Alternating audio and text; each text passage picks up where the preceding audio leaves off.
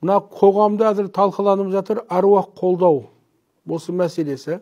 Осыны біз тура түсініп алайық. Мына бізде шариғатта не деген бар? Тауассул деген бар, және истиғаса деген бар. Бұл тауассул да, истиғаса да сыйыну, табыну деген сөз емес. Біліңіздер. Сыйыну, табыну кімге болады? Аллаху субхану ва тағала болады. Енді Қазақстан мұсылмандар діни басқармасы өшерде отырған екен, бізге сұрақ болған екен, шариғатта не нәрсе бар болса, оны біз бар деп айтамыз. Не нәрсе жоқ десе, оны жоқ деп айтамыз.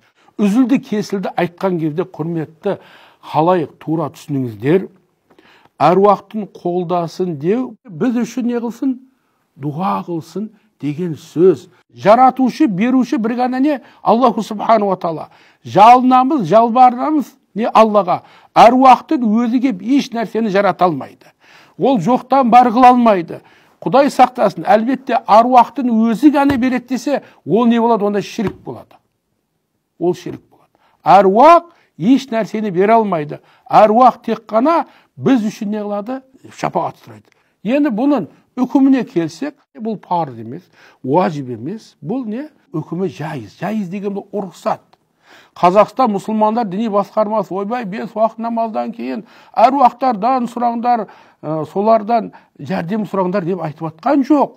Кім тауассул қылса, кім истиғаса қылса, ол ұрықсат нәрсе. Қылмайым десе, оның өзі білсін. Ал бар нәрсені жоқ деу, жоқ нәрсені бар деу, ол дінге істеген не болады? Қиянат болып қалады. Тура түсініңіздер. Ассаламу алейкум ва рахматуллахи баракату.